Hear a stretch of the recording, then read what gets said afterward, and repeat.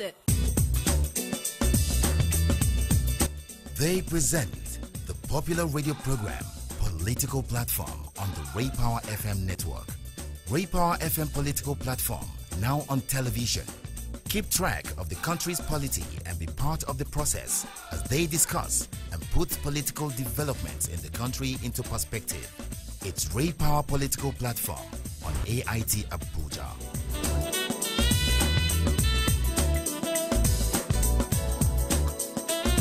Hello out there, thanks for joining us on Political Platform. It's a Monday edition of the program, and we're hitting the road from Anambra State this morning, where Tony Nwonye, a member of the House of Representatives, elected on the platform of the PDP into the House, but decamped to the ruling APC, has emerged the flag bearer of the APC in the Anambra contest for the state government house. Talking about the governorship elections that is right on the way. Now, Tony Nwonye came tops with a very high mark. We'll be doing analysis of those figures he got and who he beat and who is behind him and all the other issues relating to the Anambra primaries of the APC. And the PDP primaries is on today, so it's going to be squaring up. Now that they know who is coming, with that one influence who is going to emerge the candidate of the PDP, we'll be taking a look at it. And last week, was it on Friday, we gave you a report on how the Kogi State House of Assembly allegedly shot idiots against journalists. The Speaker of the House has said it is not true that the House knows exactly the importance of the media. We have a soundbite from him we'll be giving to you. And there's the big one, the police versus Senator Issa Misau. Now, who is telling the truth? The senator has alleged that a lot of things are wrong with the management of men and resources, particularly in the police, and that the Inspector General of Police and his team gets as much as 10 billion naira every month from some allocation of policemen to high-profile individuals, to oil companies, and a lot others. And unfortunately, the police, instead of responding straight to that allegation, has said that Misau, a former deputy superintendent of police, abandoned the police, is a deserter, and that they are investigating how he got retired. Moshood Jimon, our very good friend and the spokesperson of the police at the police headquarters here, has promised to talk to us, and we'll be talking to him in the course of the program to quickly put some facts to some of the arguments that we are having. Okiri Agbonsuremi here. I have Dr. Amechi Anakwe on the platform this morning. Amechi, welcome. Hello and welcome. Of course, Anambra is, of course, the focus, and a lot will happen. Of course, allegations that the PDP is about to manipulate it in the offing, and will act as the party now win itself of impunity with all these promises. Are the allegations founded? These are another question. We'll be digging into all those ones, and the PDP has told everybody that they have been cured of the problems of not having their internal democracy run well. Anambra is a test case. Adebayo Boduri is also right in his house. Thank you, Hiria. I spoke with the National Secretary of PDP, Ben Obi, and he gave an assurance that the misdeeds of the past is gone and that there will be no imposition. So we are watching out to see how the outcome of their primary will play out today. But one interesting thing is that the Anambra election is taking a very, very interesting shape. The incumbent governor is from the same senatorial district with Tony Nwonye of the APC, who emerged yesterday, and that shows that Anambra North. It will be interesting how the votes in that particular senatorial district will be shared this time around. Well, let's see that I think if from what we have gotten Adebayo Bodun from the APC primaries, it does appear that we have a good example to follow. Because if you look at what the figures that came out, the juggernauts, the big people, I mean money bags that were in the race, and how it especially came out, you probably want to say maybe an election indeed was ahead, and that it might be example on how to hold primaries. But you know, until the smoke begin to come out, we begin to hear how things, what are probably passed under the bridge, we cannot conclude.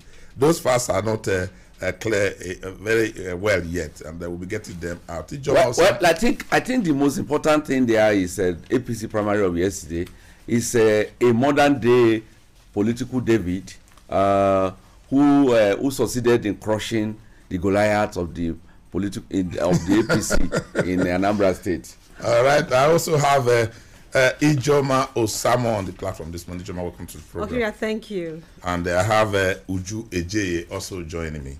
Uju, welcome to the program. Thank you, Ohiria. Let us go to our main box, political platform at yahoo.com. Hello and welcome to the news segment. I am Osaiti Yari. I am Tenekan Akepu. You're welcome. We begin with this mail. Pastor Emmanuel Ejembi in Abuja says the federal government should define hate speech. Thank you, political platform crew, for the good work so far. Please help us appeal to the federal government to first of all define hate speech before criminalizing it, so that an individual who is exposing the unfairness and injustice of this government or someone who is stating the facts on ground would not be labeled as a hate speech maker. May God bless Nigeria. And still on hate speech, Emmanuel Ocharifu from Maraba in Nasarawa State says, please educate me on the clear differences between constructive criticism and hate speeches. At what point does criticism turn into hate speech?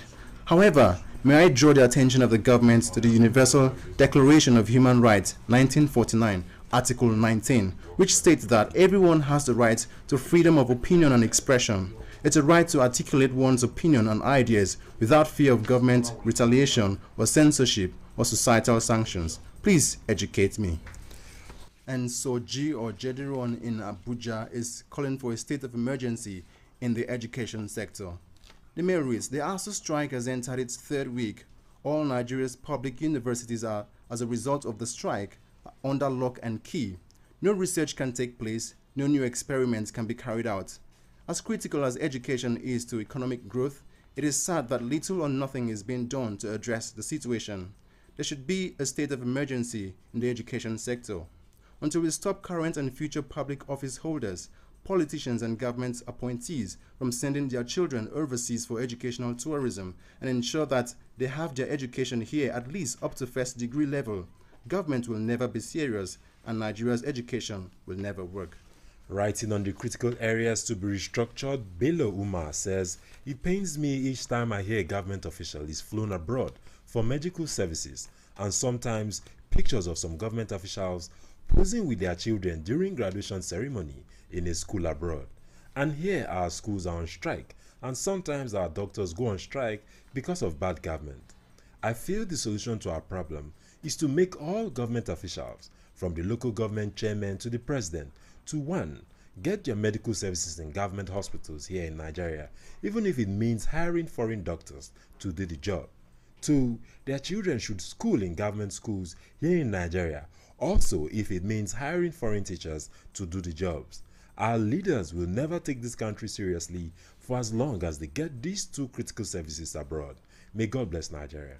And Musa Abubakar in Abuja writes on the rift between the Attorney General of the Federation and the EFCC boss. He goes on to say, the continuous rift between the Attorney General of the Federation and the acting chairman of the EFCC should not be a surprise to anybody in this country, including Mr. Ohiria, considering the circumstances surrounding his appointment. My understanding is that the presidency has shown clearly that some individuals are untouchable and indispensable. You recall the DSS sent a damning report against Ibrahim Magu to the Nigerian Senate and stood by it all times. The Senate, in the course of performing their constitutional responsibilities of confirming appointments, rejected Magu twice, having failed DSS integrity test and his poor performance in the Senate plenary during screening. And of course, the presidency shifted the goalpost while the game was on, that Ibrahim Magu does not require confirmation by the Senate in the first instance, or better still, to remain in an acting capacity in perpetuity against the processes and procedures of all his predecessors. In other words, the Constitution, which is the ground norm of this country, the Senate of the Federal Republic of Nigeria and the DSS, an equivalent of FBI of America, were simply disregarded for Ibrahim Magu. God bless the Federal Republic of Nigeria. That's it on the mail segment today. Keep sending your mails to politicalplatform@yahoo.com. Bust it. They present the popular radio program Political Platform on the Ray Power FM network. Ray Power FM Political Platform, now on television. Keep track of the country's polity and be part of the process as they discuss and put political developments in the country into perspective. It's Ray Power Political Platform on AIT Abuja.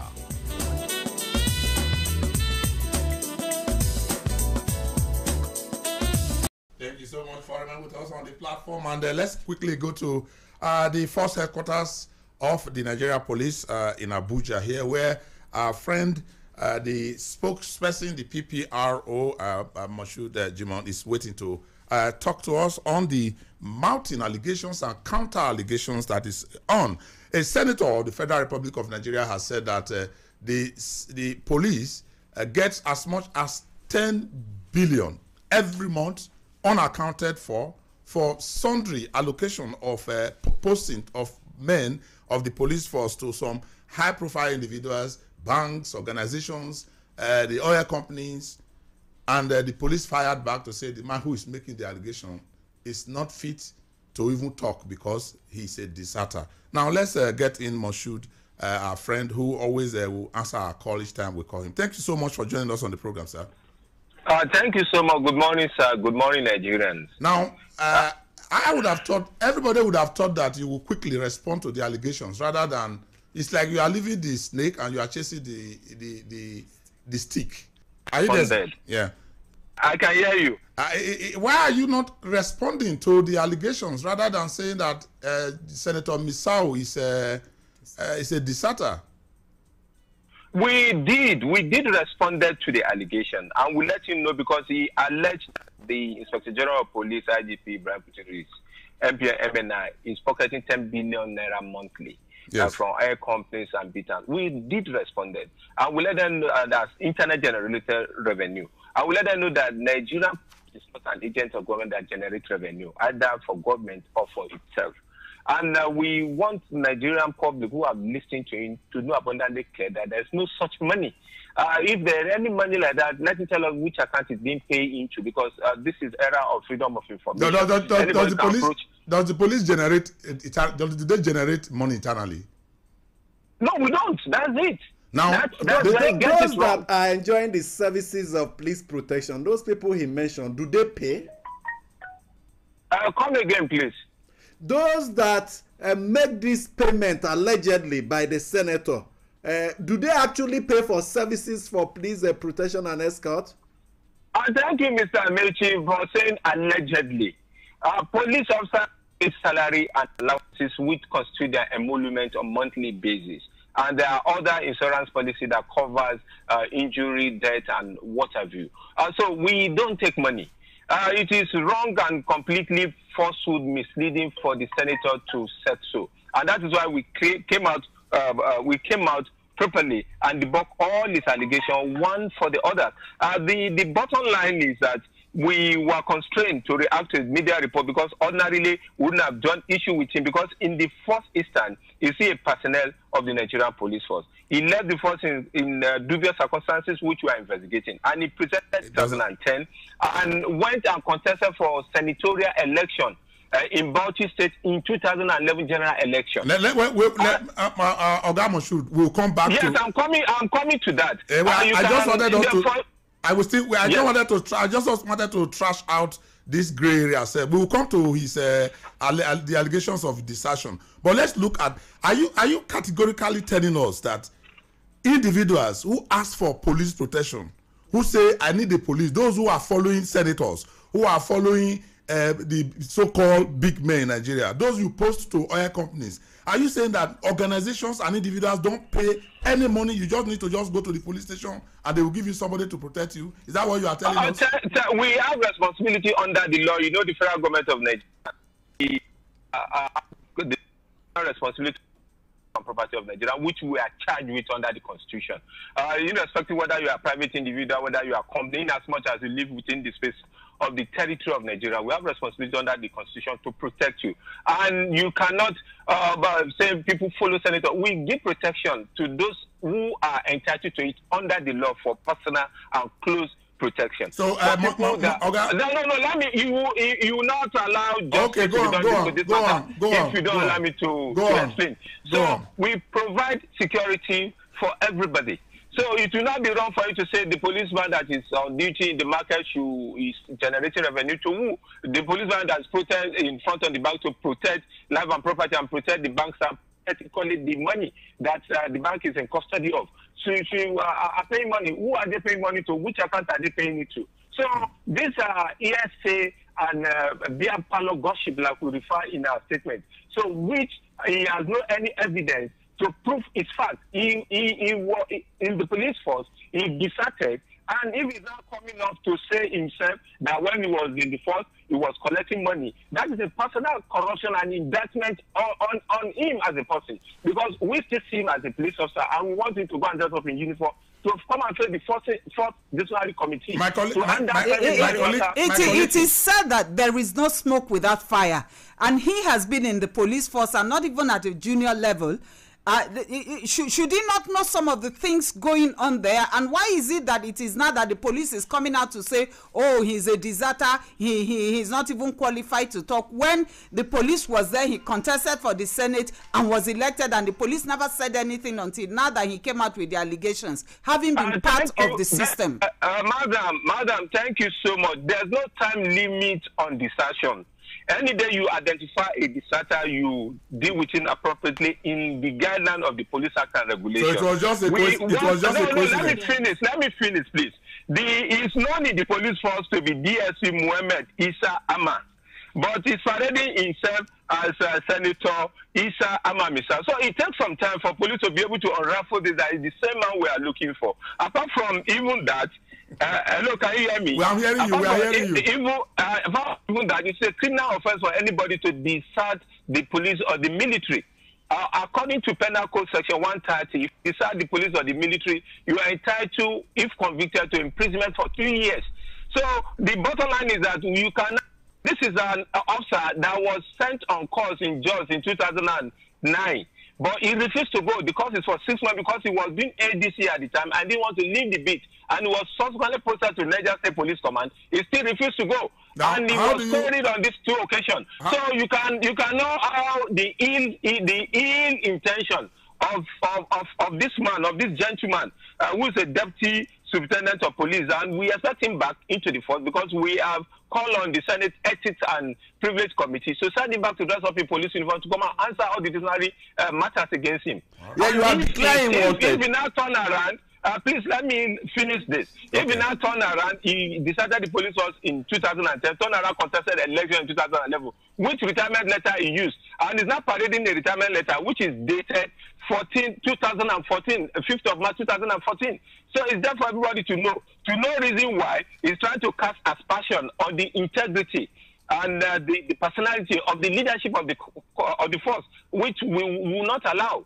All right. You have declared wanted. You have declared wanted after we have declared him a disaster. Well, you know, have been better now, since he made allegations. Subsequent actions will now follow.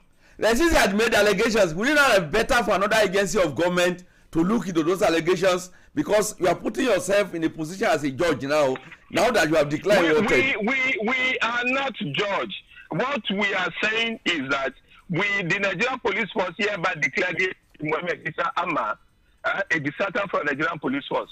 The force will definitely take appropriate action in this circumstance. Let me just ask this last one, sir. All other security agencies in the country are equally employed to assist the police in this regard.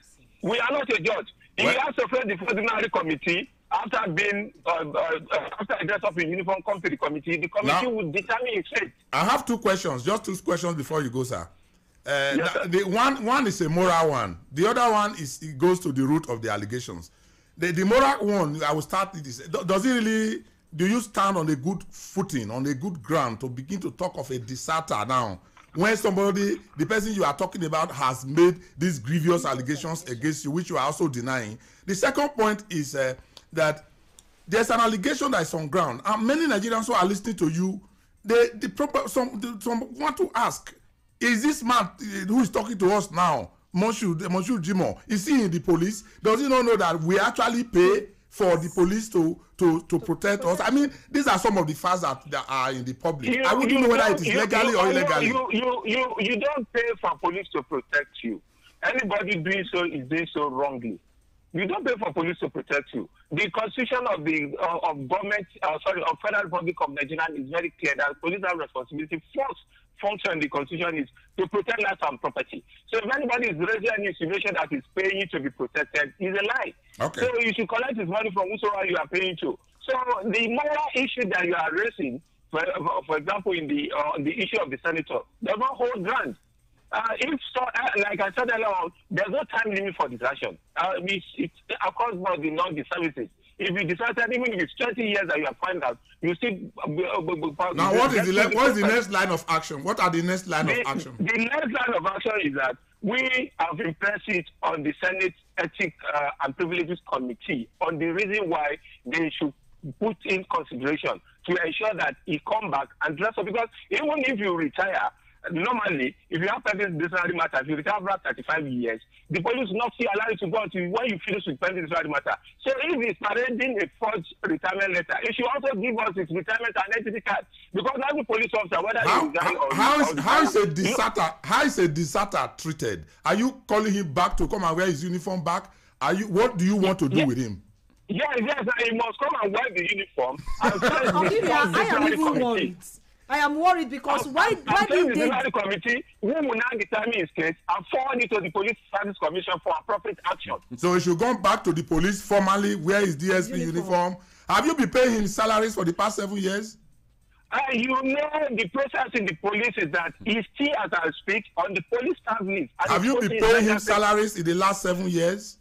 If an officer don't fill a monument for yearly, he will not be getting salary. Okay. And that is area equally that we are investigating. Because every year an officer will fill a monument form. This emolument form will be processed to the... He will have to decide between the job of a senator and that of police. Please, why didn't they declare him a deserter? They said the judge found that there's no time limit. They didn't know that he deserted the police force until he raised an allegation. There's no time limit. He has explained that there's no time limit. They can, even after 30 years, they can decide that you are a deserter. They can also decide. And the name is buried. It's different from the name we have in the first.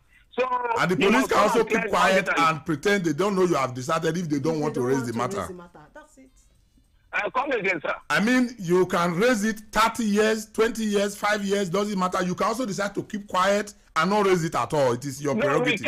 We can't decide to keep quiet. When somebody has run foul of the law, if somebody has committed an act which is a law infraction on the law, or probably a criminal offense which is clearly stated in the Penal Code Section 130, that if you decide the police or the military, you will be culpable of an offense and you equally be prosecuted as such. All right, and those are the processes we are doing. Thank you so much. Thank you so much. Always there to answer our call. Thank you so much. Moshood Jimon is the PPRO at the Force Headquarters in Abuja. Thank you so much for joining us on the program. Thank you so much for having me. Yeah. And let's go straight to Kogi now, where the Speaker of the House of Assembly told us that what we said on Friday regarding the shutdown against the media of the State House of Assembly is not correct. He spoke with me at the weekend. Speaker, thank you very much for joining us on our program. Now, I know that a lot of publicity went out with the allegations that the Kogi State House of Assembly prevented journalists from entering the chambers to cover this proceeding, and it was widespread and you came under heavy criticism. What actually happened? Yeah, thank you. To start with, nobody prevented the journalists from coming into the chamber to cover our proceeding. At least as at yesterday, I can see authoritatively that we have more than 10 journalists in the chamber who were there covering our proceeding. Were some journalists prevented? Yeah, actually, I didn't get to know that until when I saw it on the social media. And probably and this morning, but I had to call the CPS to find out what really happened, and some of the journalists who were saying they were prevented. I think what really happened was that they came late to the chamber when the proceeding was already on, and coupled with what happened during the last hoodlum invasion of our house, we rule in the house that everybody coming to the House of Assembly must be identified. We want to know who is who. And I the journalists not having accreditation? Yeah, they did before now, but they were not actually putting on their tag. But I want to tell you that I was the majority leader before, so I was not the speaker then, so I can't really give order. But now that I became the speaker, and coupled with what happened on the 1st of August, I said the journalists should please go to the clerk, along with the Director of Information and my CPS, let there have the fresh accreditation so that we know, I want to really know who and who is covering the house. And I want to know the visitors entering into House of Assembly. And that's not all. Even the staff of the Assembly should always be on their tag. That is the instruction. And when they came yesterday, the proceeding was on, fine, and there was nobody informed me that he was not allowed to come into the chamber. But later, I was told that maybe they were prevented from coming to the House of Assembly. So it was not actually a blanket ban on the press to come. It's as a result of the accreditation that they came in late. No, it was not. It was not. I only said they should go and do proper accreditation. That is for the journalists. And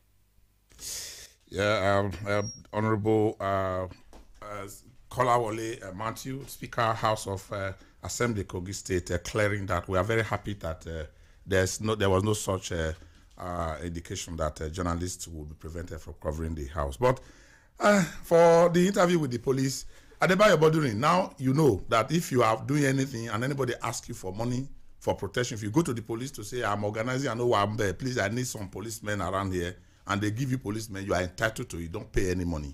Yeah. And if you are running a company anywhere and you need policemen to help secure your premises, there's a threat, and you believe you want to call them, don't give anybody any money. But Misau has said all this money they collect go to the IG and his team, and they get 10 billion every month from it. And he said, as far as the police is concerned, he's still a DSP in the police. Yes.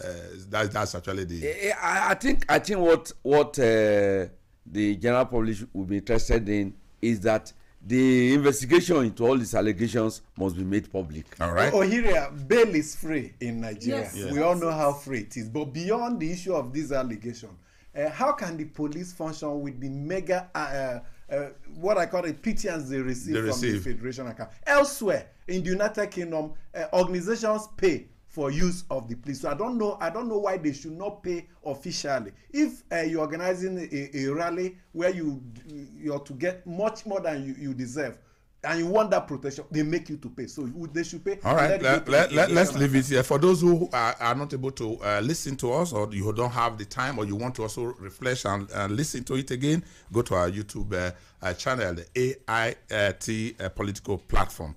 You get it there. We put it there, and you're able to see a political platform. Here, our time is up. When we come back in the next 24 hours, we'll have more for you. Please do remember to drop us a note, politicalplatform@yahoo.com. Bust it.